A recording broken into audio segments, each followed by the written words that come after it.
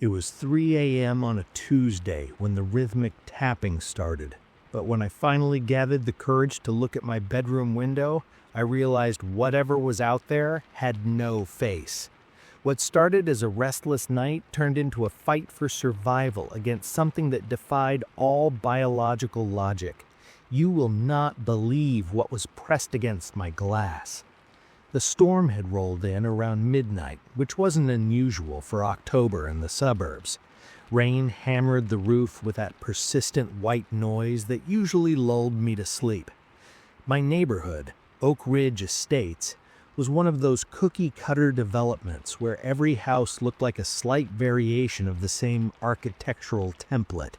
Beige siding, black shutters, perfectly manicured lawns that the HOA monitored with religious fervor. During the day, you'd see mothers pushing strollers, teenagers glued to their phones, fathers washing cars on Saturday mornings.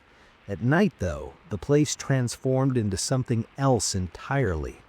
The streetlights cast these long, skeletal shadows across empty driveways. Most people kept their blinds drawn tight, their lives playing out in the blue glow of television screens visible through thin curtains. We were all living in our separate boxes, connected by fiber optic cables, but fundamentally alone. I'd moved into 2847 Maple Drive 6 months earlier, after my divorce finalized. The silence of living alone still felt foreign, amplified by the absence of another person's breathing, the lack of footsteps in adjacent rooms. That Tuesday, I'd stayed up later than usual, scrolling through work emails on my laptop. I was a data analyst for an insurance company, work that could be done entirely remotely, which meant my human interaction had dwindled to video calls and passive-aggressive Slack messages. By the time I finally shut my laptop, it was past 2 in the morning. The storm had intensified, wind rattling the window frames with enough force that I double-checked the locks before climbing into bed. Sleep came quickly, but stayed shallow. You know that state where you're conscious of dreaming, aware of the boundary between sleep and waking? I drifted there for what felt like hours, my mind processing the day's mundane anxieties, spreadsheet errors, overdue reports, the weird noise my car had started making. Then something changed. A new sound threaded through the rain's static, so faint at first that my sleeping mind almost incorporated it into whatever dream I was having. Tap, tap, tap. Rhythmic, deliberate, patient. My eyes opened to darkness broken only by the red glow of my alarm clock. 3 a.m. exactly. The tapping continued, 5-second intervals between each set of 3. Too regular to be a branch, too persistent to be random debris. My bedroom was on the second floor, overlooking the backyard that bordered a thin strip of woods separating Oak Ridge Estates from the industrial park beyond. No trees grew close enough to reach my window. I'd specifically checked when I moved in, paranoid about branches scratching glass during storms. I lay perfectly still, my rational mind cycling through explanations. A bird disoriented by the storm, ice forming at the eaves, the house settling in unusual ways. But none of those explanations fit the pattern. This tap had intention behind it. The taps came in groups of 3, always the same force, always the same spacing. Whatever was making that noise was counting, or perhaps signaling. The temperature in my room felt wrong. Not cold exactly, but absent of warmth in a way that made my skin prickle. The heating system hummed steadily. I could hear it through the vents, yet the air around my bed felt vacuum-sealed, devoid of circulation. My breath came shallow and quick, my heart rate climbing as the tapping continued its metronomic assault on my window. Tap, tap, tap.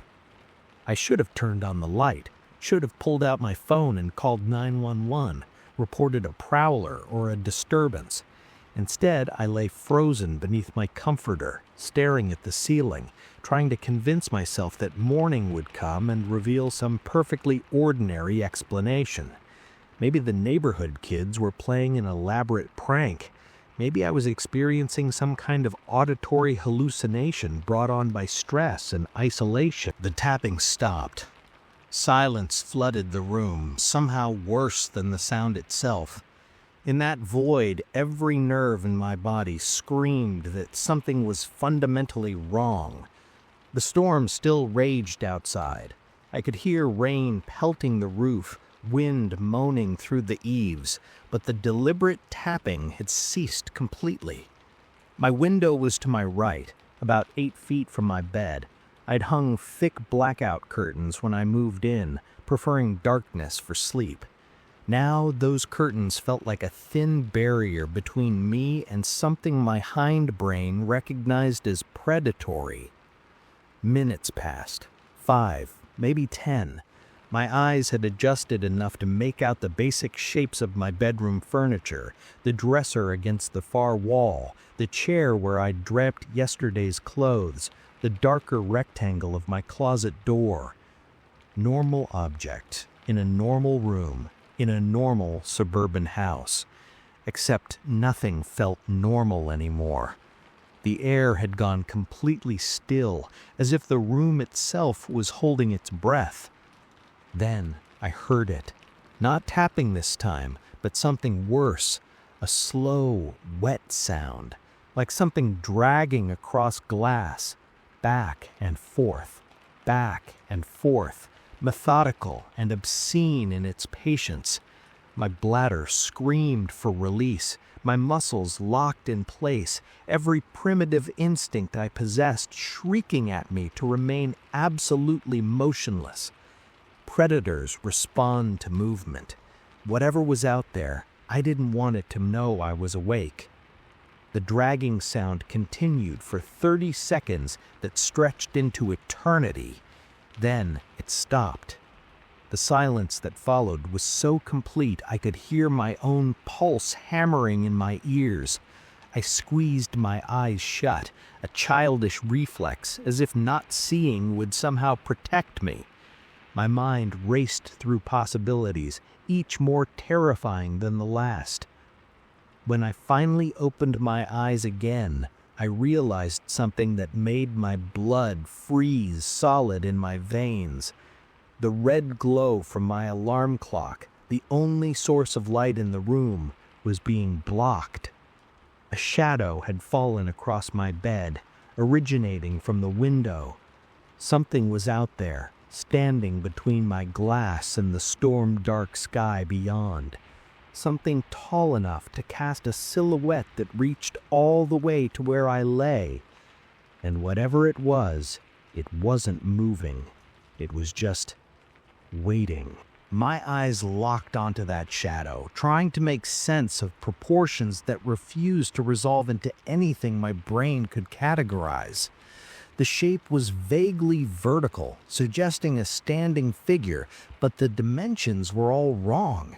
Too tall, stretching at least 7 feet by my estimation, yet somehow compressed horizontally in a way that defied perspective.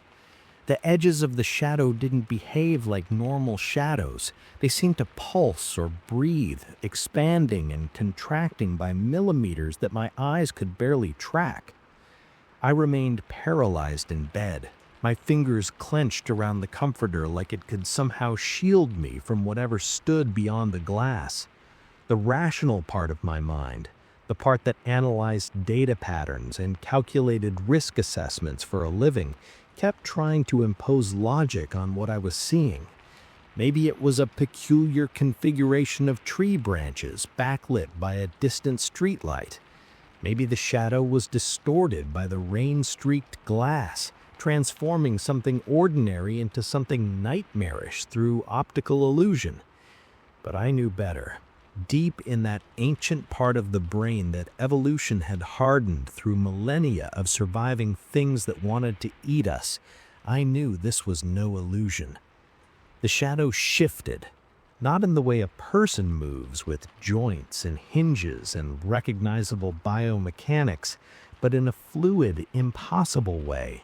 It rippled like water flowing upward, sections of it extending while others contracting, maintaining that vertical orientation while seeming to exist in more dimensions than my eyes could properly perceive.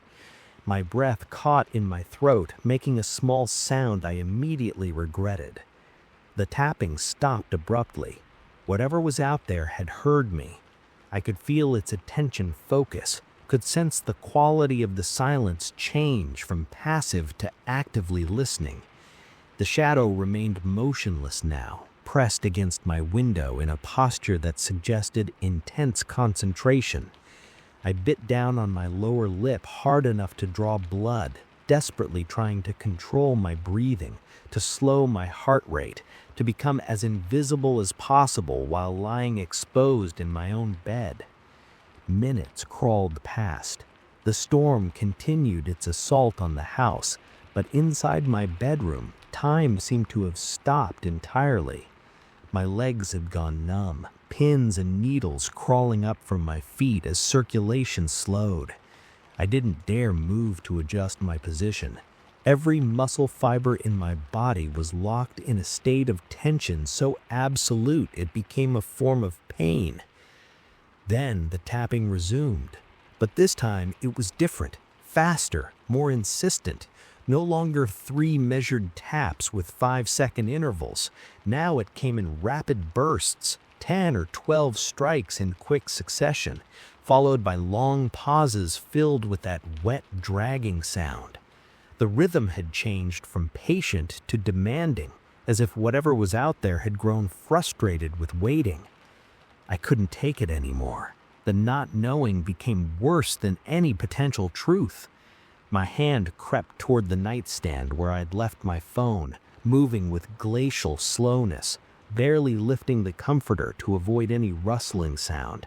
My fingers brushed the cool glass screen, and I carefully pulled the phone under the covers, shielding its light with my body as I woke it up. The screen's glow felt blindingly bright in the absolute darkness. I squinted at it, thumb hovering over the emergency call button. But what would I say? That something was tapping on my second-story window? That a shadow looked wrong? I could already imagine the dispatcher's tone, concerned but skeptical, probably thinking I was drunk or having a mental health crisis. And even if they sent officers, what would they find? Would this thing still be there when they arrived? Would they even be able to see it? The tapping stopped abruptly. The shadow's shape changed again, and this time I could make out more detail. Against the faint ambient light from the storm clouds, I could make out something that might have been a head, except it was the wrong shape entirely. Too narrow, elongated vertically in a way that reminded me of those optical illusions where faces are stretched beyond recognition. Where I should have been, there was nothing, no reflection, no gleam, just absence. That's when it pressed closer to the glass. I heard the window creak under pressure, the seal protesting as something pushed against it with increasing force. The shadow filled my field of vision now, and I realized with mounting horror that this thing wasn't just tall, it had mass, substance. This was no shadow or hallucination. This was a physical entity, and it was trying to get inside. My paralysis broke. I don't remember making a conscious decision to move, but suddenly I was rolling out of bed, tangling in the sheets, crashing to the floor on the opposite side from the window. The impact knocked the air from my lungs, but adrenaline flooded my system, drowning out the pain.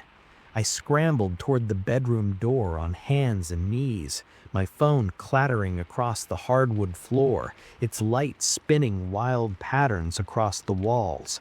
Behind me, I heard the window creak again, followed by a sound like fingernails on a chalkboard, something scraping deliberately across the glass in long, drawn-out strokes. The sound was so viscerally wrong that my stomach heaved. I reached the door and grabbed the handle, yanking it open and stumbling into the hallway. The house was dark, every shadow suddenly suspect. My bedroom light switch was on the wall next to the window. There was no way I was going back in there to flip it. Instead, I fumbled along the hallway wall until I found the main circuit breaker panel that controlled the second-floor lights.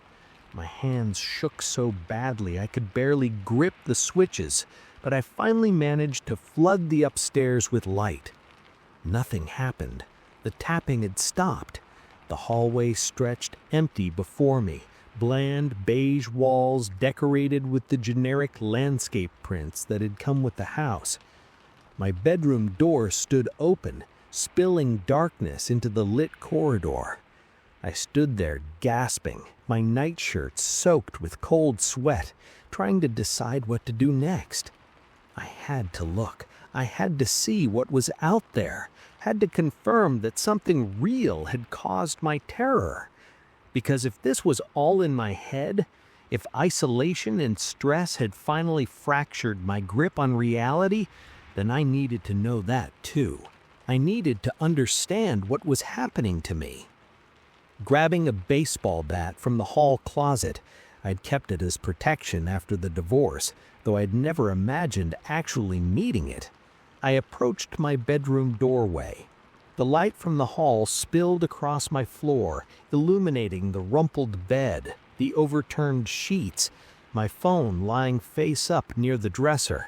But it didn't reach the window. The blackout curtains hung motionless, keeping that corner of the room wrapped in shadow. I took one step inside, then another. My heart hammered so hard I could feel it in my throat, taste copper on my tongue. 3 more steps brought me close enough to reach the curtain. The fabric was heavy, a luxury purchase meant to ensure complete darkness for sleeping.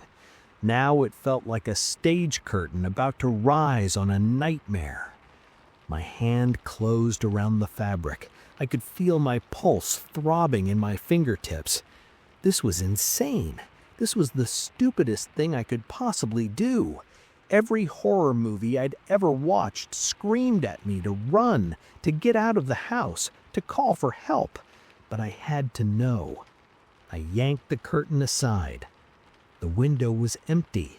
Rain streaked down the glass, illuminated by the distant streetlight. My backyard stretched dark and quiet below, the woods beyond forming an impenetrable wall of shadow. There was nothing there. No figure, no entity, no explanation for what I'd experienced. But pressed against the glass, right at eye level, were 3 distinct marks. Not handprints. The pattern was wrong. Too many points of contact, arranged in a configuration that suggested something with more than 5 fingers. The condensation on the window had been disturbed there, forming a pattern like frost that hadn't existed when I had gone to bed. And in the center of those marks, barely visible, was a single word traced in the moisture. The letters were crude, formed by something dragging across the glass. Seen. I stared at that word for 10 seconds that felt like 10 hours, my brain refusing to process what my eyes were showing me. Seen. Not I see you or I'm watching, but simply seen, past tense, as if whatever was out there wanted me to know that the encounter had been acknowledged, documented, filed away in some incomprehensible intelligence. The baseball bat fell from my numb fingers, clattering against the hardwood floor. My knees buckled, and I caught myself against the window frame, my face inches from the glass. The marks were definitely there. I wasn't hallucinating. The word was already beginning to fade as the condensation evaporated, but the handprints, or whatever they were, remained visible, each point of contact creating a clean spot on the otherwise rain-streaked glass. I counted them, 7 distinct contact points arranged in a semicircle, like fingers, but wrong. Too long, spaced at odd intervals, with 2 additional marks where thumbs should be. My mind tried to rationalize it. Maybe someone with deformed hands, maybe a prank using a specially made stamp. But those explanations crumbled against the reality of what I'd seen, the impossible shadow, the height, the way it had moved. A new sound cut through my racing thoughts. Tapping again, but this time coming from downstairs. The same rhythm, 3 deliberate strikes, pause, 3 more. It had moved. Whatever this thing was, it hadn't left. It had simply relocated to another entry point. Terror crystallized into something sharper, more focused. My house had become a cage, and something was circling it, testing the barriers. I grabbed my phone from the floor and pulled up the emergency call screen, but my thumb hovered over the button without pressing it. What would I say that wouldn't get me flagged for psychiatric evaluation? The marks on the window would be gone by morning, evaporated with the condensation. I had no proof except my own fraying sanity. The tapping moved again. Now it came from the first-floor bathroom window on the eastern side of the house, methodical, deliberate, working its way around the perimeter. I realized with cold certainty that it was mapping the structure, learning the layout, searching for weaknesses. My phone screen cast a pale glow across my bedroom, and in that light I made a decision. If this thing was real, and the marks on my window confirmed it was, I needed documentation, evidence, something to prove I wasn't losing my mind. I opened the camera app, hands still shaking, and photographed the marks on my bedroom window. The flash illuminated the glass in stark white, capturing the 7 contact points and the last fading traces of that word. The tapping stopped immediately. Complete silence settled over the house like a suffocating blanket. In that void, I realized my mistake. The flash. It had seen the flash. I'd just announced my position, my awareness, my intention to document its presence. A new sound emerged from downstairs. Heavy, purposeful. Footsteps. No, not quite. Something moving across my first floor with a gait that was almost steps, but not quite. Too fluid, like something that normally didn't walk upright, forcing itself into a bipedal stance. The sound moved from the bathroom toward the living room, then paused at the base of the stairs. My blood turned to ice. The stairs were open plan, no door I could close, no barrier between the ground floor and where I stood frozen in my bedroom. The ascending footsteps continued their slow, measured pace. 3 steps, 4, 5. I couldn't move, couldn't run. My body had locked in place, every muscle seized by primal terror. Whatever was coming up those stairs would reach me in seconds, and I had nowhere to go. The second floor was a dead end, 2 bedrooms, 1 bathroom, all opening onto this single hallway with only the staircase providing access. 6 steps, 7. I could see movement now at the edge of the stairwell, a darkness deeper than the surrounding shadow, something pulling itself up the final steps. My vision tunneled, the edges going gray and sparkly like I might pass out. The shape rose higher, and I caught my first clear glimpse of what had been tapping on my windows. It defied every law of anatomy I understood. The basic structure suggested something vaguely humanoid, a vertical torso, appendages that might be arms, a portion that could generously be called a head. But the proportions were catastrophically wrong. The torso was compressed, too thin, like something had taken a human form and stretched it vertically while squeezing it horizontally. The arms, if that's what they were, hung too long with too many joints, bending at angles that made my eyes hurt to track. But the head, God, the head, it was narrow and elongated, almost cylindrical, and where a face should have been, there was smoothness. Not skin, not scales, but something that looked almost like polished obsidian, reflecting the hallway light in ways that suggested depth rather than surface. No eyes, no nose, no mouth, just smooth, featureless surface that somehow conveyed intense attention focused directly on me. The thing finished ascending the stairs and stood at the top of the landing, about 15 feet from where I'd frozen. It was at least 7.5 feet tall, maybe 8, with that compressed horizontal dimension that made it look like it shouldn't be able to support its own weight. We stayed that way for 5 heartbeats, predator and prey, both motionless. Then it moved. Not walking, but flowing forward, those 2 long arms swaying with a grace that was mesmerizing and nauseating. It came toward me without sound now, no footsteps, no breathing, nothing but movement. My paralysis broke, and I stumbled backward toward my bedroom, the only space available, my breath coming in high, keening gasps. The entity stopped halfway down the hall. One of its arms rose, slowly, almost thoughtfully, and the 7-fingered hand spread wide. It pressed that hand against the hallway wall, and I heard a sound like Velcro separating, a wet peeling as the surface of its palm made contact with the drywall. When it pulled the hand away, it left marks. Not dirt or moisture, but something else.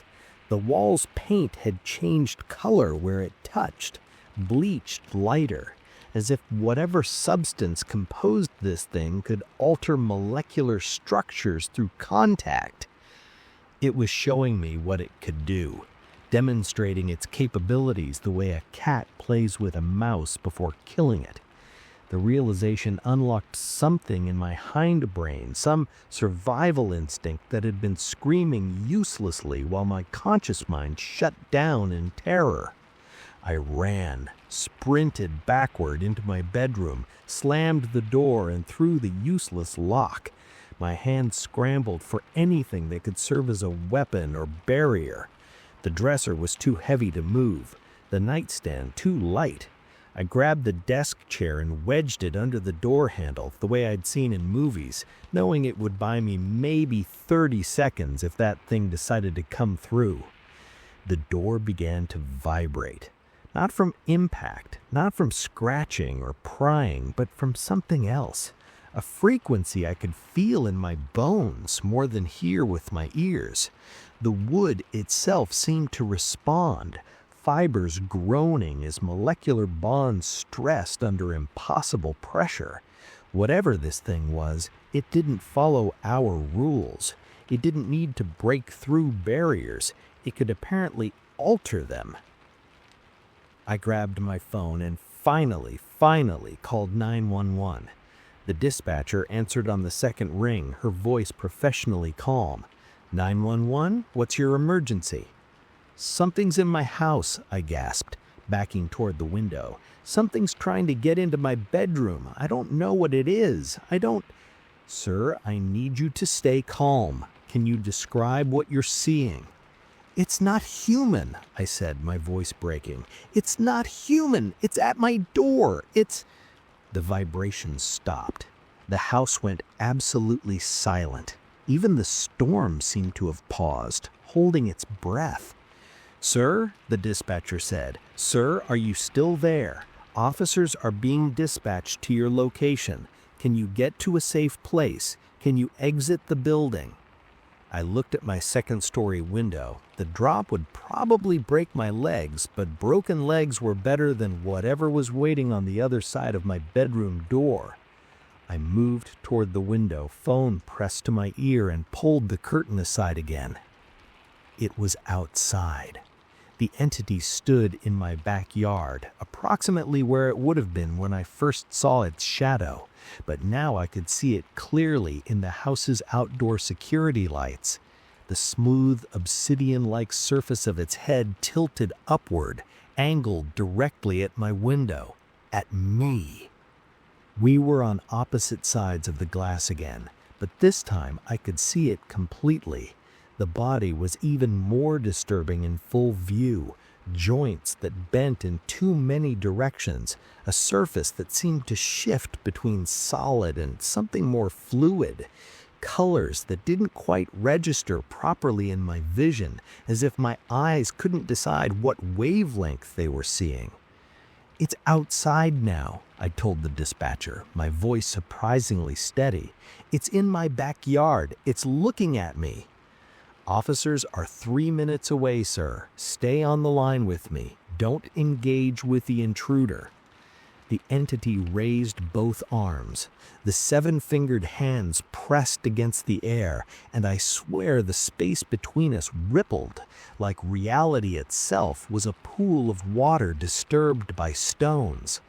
It wanted me to understand something. This wasn't random. This wasn't chance. It had chosen me specifically, my house specifically, this moment specifically. Then it opened. I can't describe it better than that. Something in the center of its torso split apart, revealing an interior that looked nothing like biology. No organs, no blood, just geometric patterns of light that pulsed in colors I don't have names for. From that opening, something emerged. A sound? A projection? I'm not sure. But suddenly, my mind was filled with images that weren't mine. I saw my house from above like a blueprint. I saw myself sleeping, walking, eating, living my isolated life in this suburban cage. I saw other houses, other people, all viewed with the same detached interest a biologist might have examining bacteria in a petri dish. And I understood in that moment of forced clarity that this thing had been watching for a long time. Not just me, but all of us in our separate boxes, connected by fiber optics, but fundamentally alone. The vision ended as suddenly as it began. The entity's torso sealed shut, and it took one step backward into the shadows at the edge of my property, then another. By the third step, it had somehow merged with the darkness, becoming indistinguishable from the tree line. Sirens wailed in the distance, growing closer. Red and blue lights began to strobe through my front windows, painting my walls in emergency colors. The cavalry had arrived, 3 minutes too late to see what I'd seen. But I knew it was still watching, still out there. And worst of all, I knew it would come back. The police found nothing. 2 officers searched my property with flashlights, circling the house twice, examining windows and doors, checking the tree line that bordered my backyard. Officer Patricia Hayes was mid-40s, professional, but with eyes that had seen enough domestic disturbance calls to carry deep skepticism. Her partner, Officer Thompson, younger and more earnest, actually seemed to take my account seriously. "You said it was approximately 7 to 8 feet tall?" Thompson asked, his notepad out, pen moving. We stood in my living room, me wrapped in a blanket, despite the house being a comfortable 72 degrees, shaking from something that had nothing to do with temperature. "At least," I said, "maybe taller. It's hard to estimate when you're—" I trailed off, looking for a word that wouldn't make me sound insane. "When you're terrified." Hayes walked back in from the perimeter check, rain dripping from her uniform jacket. "No footprints, no disturbed ground. The dirt under your bedroom window is undisturbed. The grass doesn't show any compression patterns." She said it matter-of-factly, not unkindly, but the implication was clear. "Your windows are all secure, no signs of attempted forced entry." "There are marks," I insisted, "on my bedroom window. 7 points arranged in a circle, like fingerprints, but wrong." Thompson followed me upstairs and I showed him the window, but the condensation had completely evaporated, and in its absence, the marks had vanished. The glass was clear, clean, offering no evidence of the contact I'd witnessed. The word "seen" had disappeared as if it had never existed. Sometimes condensation creates patterns on glass that can look unusual, especially if you're looking at them in low light. Your mind can fill in details that aren't really there. I pulled up the photos on my phone, the ones I'd taken with the flash. Thompson looked at them carefully, zooming in on the image. In the photograph, the marks were visible but ambiguous. They could be condensation patterns. They could be tricks of light. Without context, without the memory of watching that thing press its hands against my window, the photos proved nothing. "Mr. Brennan, has anyone close to you died recently? Have you been under unusual stress? Any changes in medication?" There it was, the gentle psychiatric assessment disguised as concern. I wanted to rage at them, to demand they believe me, to show them what? I had nothing. No physical evidence, no credible explanation, just a story that sounded like the product of isolation and mental breakdown. "I know how it sounds," I said quietly. "I know what you're thinking, but something was here. Something was in my house.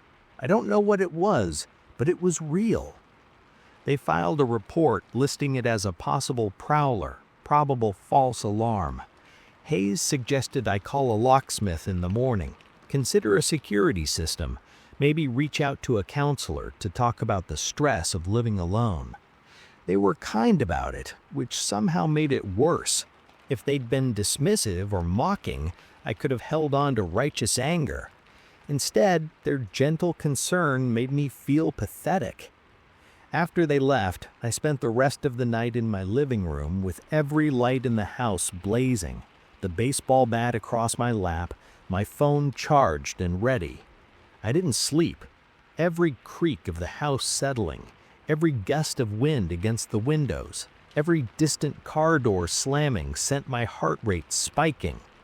The sun finally rose around 6:30, pale light filtering through my windows, turning the suburban landscape back into its benign daytime facade.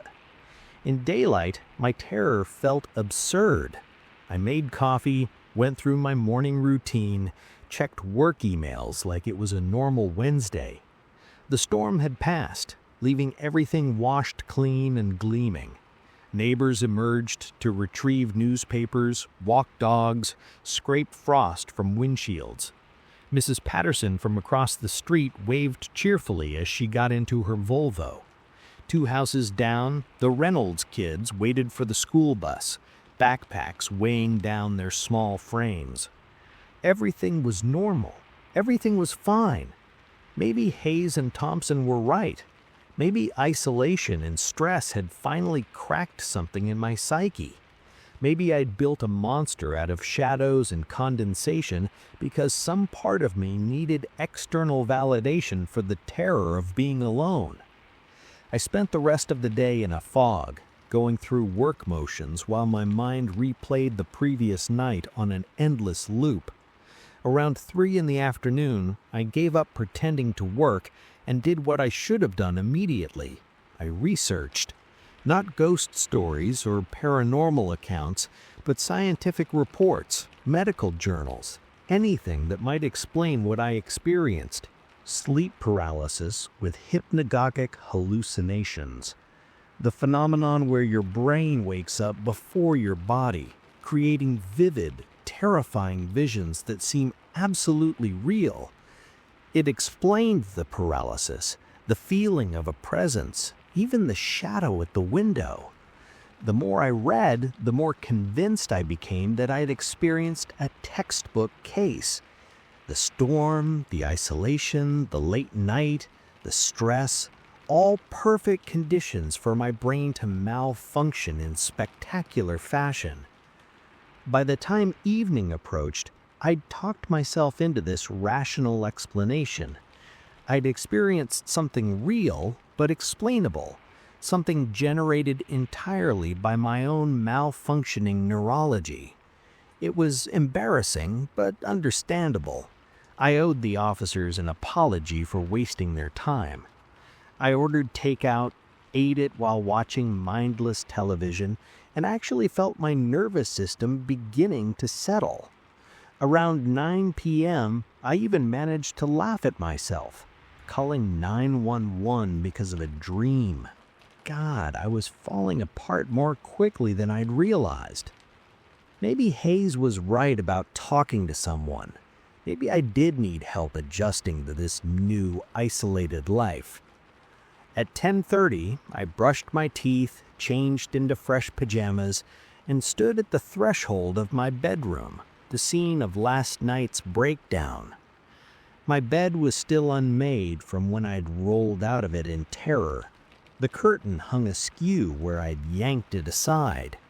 In the overhead light, everything looked mundane, safe, ordinary. I forced myself to walk to the window. No marks on the glass, no shadows lurking in the backyard, just my reflection staring back at me, looking haggard and sleep-deprived. I pulled the curtains closed, double-checked that the window was locked, and climbed into bed. Sleep came surprisingly easily, pulled down by exhaustion I hadn't realized I was carrying. I remember thinking just before consciousness faded that everything would be fine, that I would wake up tomorrow feeling foolish but refreshed, ready to take Hayes's advice and find a therapist, maybe join a book club or anything to break this isolation. At 3 a.m. exactly, to the sound of tapping. The same rhythm, 3 strikes, pause, 3 strikes, coming from my window. My entire body locked up, that brief moment of hope evaporating instantly.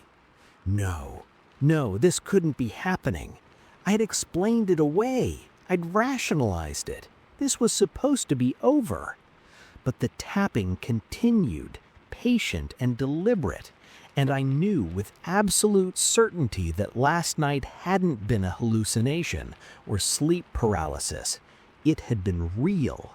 This was real, and whatever was outside my window had returned to continue whatever twisted interaction it had initiated. I didn't move, didn't reach for my phone or the light switch. I just lay there in the darkness, listening to that methodical tapping, understanding with dawning horror that this wasn't going to stop. That thing had marked me somehow, chosen me for reasons I couldn't comprehend. The tapping accelerated, faster now, more insistent, building to a crescendo that made the window frame rattle.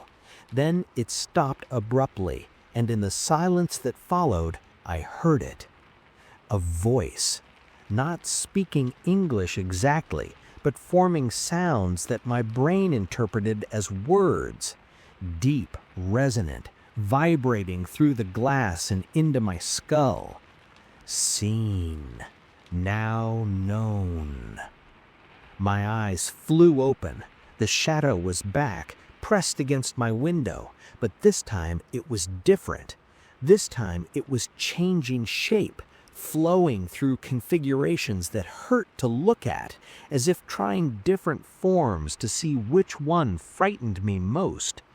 Face-like structures appeared and dissolved, eyes that were too large, mouths that opened vertically, geometric patterns that suggested intelligence but no humanity.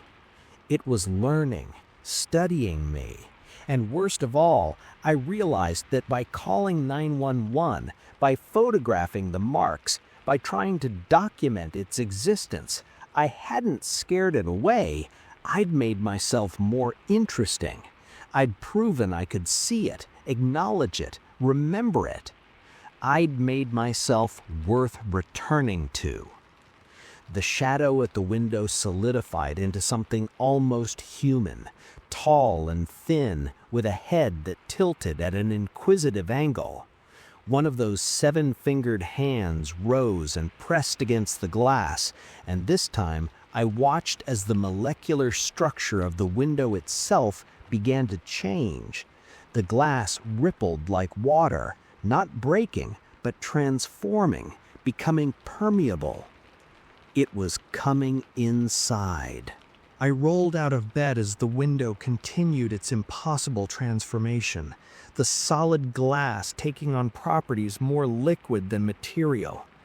My feet hit the floor running, no paralysis this time, pure survival instinct overriding the terror. The bedroom door slammed behind me as I burst into the hallway, and I didn't slow down.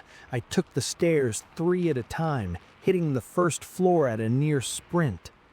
Every light in the house blazed on as I ran through, slapping switches, flooding each room with illumination as if brightness could somehow protect me. But I knew better now. This thing didn't care about light or darkness.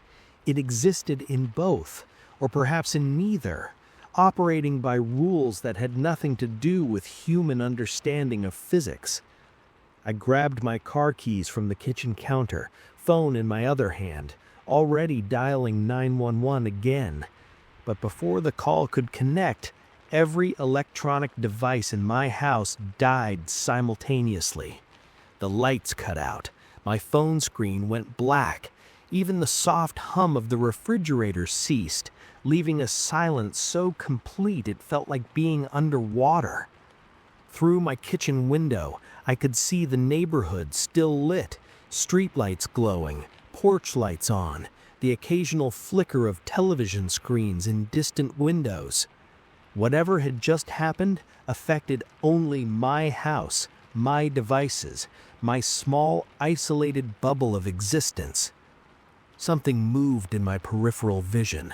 The entity stood at the base of my stairs, having followed me down with that fluid, jointless movement. But it wasn't alone. As my eyes adjusted to the darkness, I realized there were others. 3 more shapes, similar but not identical, each with those elongated proportions and featureless heads. They stood at different points in my living room, perfectly still, arranged in a pattern that might have been geometric or might have been strategic. I pressed against the kitchen counter, keys digging into my palm. 4 of them. 4 impossible things in my house, surrounding me, watching me with eyeless faces. My hand found the knife block behind me, and I pulled out the largest blade, an 8-inch chef's knife that felt absurdly inadequate against entities that could walk through walls and disable electronics. The first entity, the one that had been at my window both nights, took a step closer. Its head tilted, and somehow I knew it was the leader, or perhaps the most interested. The others remained motionless, sentinels or witnesses or something else entirely. When it moved, reality seemed to bend slightly around it, light behaving wrong, angles refusing to hold proper geometry. It raised both hands, palms facing me, in what might have been a gesture of peace or possibly just examination. When it opened what passed for its hands, I saw that the 7 fingers ended not in fingertips, but in something else, protrusions that looked organic and mechanical simultaneously, pulsing with a bioluminescence that shifted between colors my eyes couldn't quite name. "What do you want?" I heard myself asking, my voice hoarse and breaking. Ridiculous question. These things clearly didn't communicate in any way I could understand. But I needed to fill the silence, needed to assert some kind of agency in a situation where I had none. The entity's head tilted further, almost 90 degrees, a movement no vertebrate could replicate. Then it did something that stopped my heart. From somewhere within that smooth obsidian surface, a pattern of light emerged. Symbols or writing or mathematical notation flowing across its face like text on a screen, too fast for me to consciously process, but somehow downloading directly into my mind. I saw my life in fragments, not memories, but observations from an outside perspective. Myself sitting alone at my computer day after day, interacting with screens instead of people, walking through this empty house, talking to myself because there was no one else, eating meals in silence, sleeping alone, existing in a self-imposed quarantine from human connection. The entity showed me what I'd become, a ghost haunting my own life, barely more present than these impossible visitors. But it showed me more than that. It showed me the neighborhood, Oak Ridge Estates in its entirety, every house, every isolated resident living similar existences. We were all in our separate boxes, convinced we were living full lives through our screens and devices, but really just waiting for something to pierce our bubbles, to prove that reality extended beyond our controlled little universes.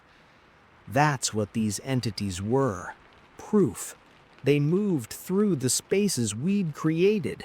Suburban isolation, digital connection without actual contact, lives so carefully curated they'd become prisons. They were drawn to it, or perhaps created by it, manifestations of the disconnect we'd normalized. The vision ended, and I found myself on my knees, the knife dropped and clattering across the kitchen tile. Tears streamed down my face, though I couldn't say if they came from fear or recognition or something else.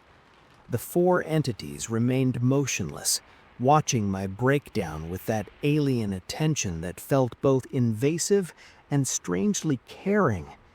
The leader moved closer, now only a few feet away, close enough that I could see the surface of its body wasn't solid, but rather consisted of countless tiny movements, like watching footage of cells dividing played at high speed. It was alive in ways that defied biology, existing in a state between matter and energy that shouldn't be possible. It reached out one of those seven-fingered hands toward my face. I flinched, but didn't pull away. What was the point? If these things wanted to harm me, they could have done so a dozen times already. Instead, they'd been trying to communicate, using methods I was only beginning to comprehend. The fingers stopped an inch from my forehead, not touching, but close enough that I could feel something emanating from them, warmth or vibration or an electromagnetic field. The bioluminescent tips pulsed in synchronization, and suddenly my mind filled with understanding that didn't come from words. They weren't hunters. They weren't invaders. They were witnesses, or perhaps archaeologists, studying a phenomenon they'd observed across countless similar developments. Human beings isolating themselves into technological cocoons, losing the tribal connections that had sustained our species for millennia.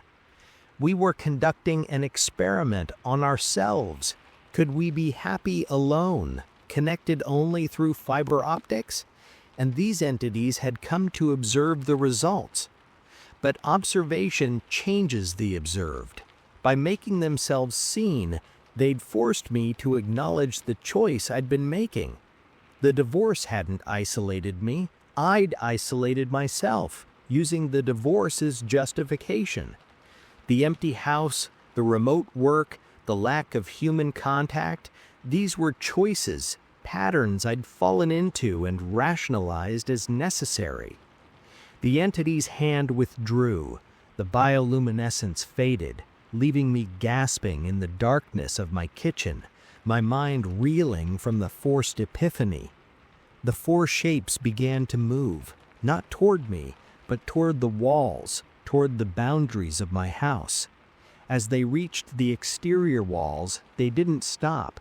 They simply passed through, melting into and through solid matter as if it were no more substantial than fog.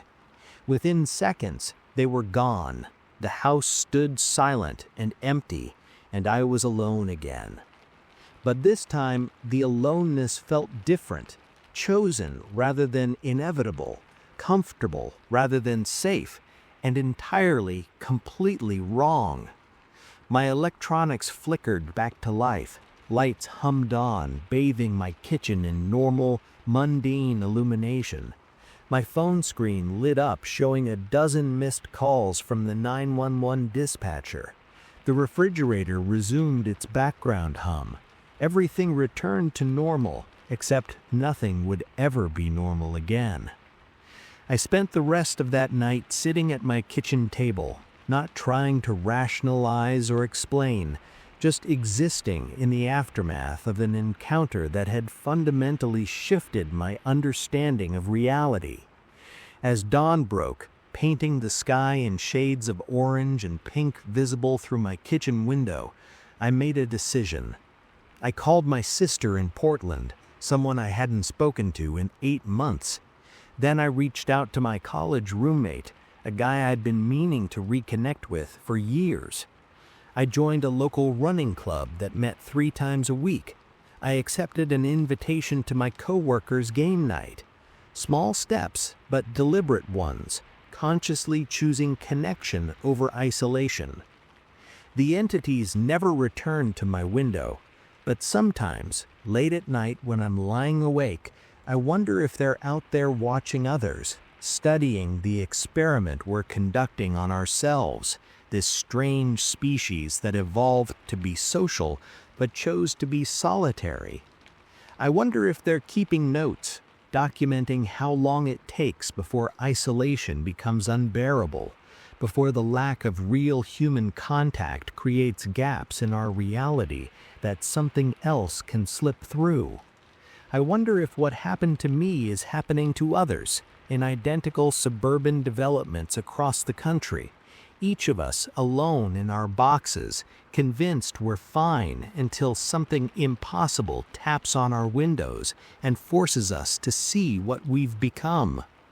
And sometimes, just sometimes, I catch movement in my peripheral vision, a shadow that's too tall, too thin, positioned in ways that defy geometry. I never look directly at it. I've learned that lesson. But I know it's there, watching, waiting to see if I'll slip back into old patterns, if the isolation will pull me back into its comfortable embrace. Because that's the real horror. Not that these entities exist, but that we created the conditions that drew them here. We built these suburban isolation chambers, wrapped ourselves in technology, convinced ourselves that digital connection could replace physical presence. And something noticed. Something came to see what we were doing to ourselves, this strange species that evolved to be social, but chose to be solitary. My name is Brennan Walsh. I live at 2847 Maple Drive in Oak Ridge Estates, and I'm telling you this story because you need to know. If you hear tapping at your window at 3 a.m., if you see a shadow that shouldn't be there, don't assume you're losing your mind. You're not crazy. You've just been seen. And now that you know they're out there, watching, studying, witnessing our self-imposed exile from each other, you have a choice to make. You can ignore the warning, continue living in your isolated bubble, and wait to see if they come for you too. Or you can do what I did. Reach out, connect, choose presence over convenience, community over comfort. Because I promise you, whatever is out there in the dark, whatever exists just beyond our perception, it's less frightening than what we're becoming in its absence. The entities at my window weren't the real monsters. We are, slowly, methodically, choosing to haunt our own lives while pretending we're living them. And somewhere out there, in developments just like mine, Others are learning the same lesson, one terrifying tap at a time.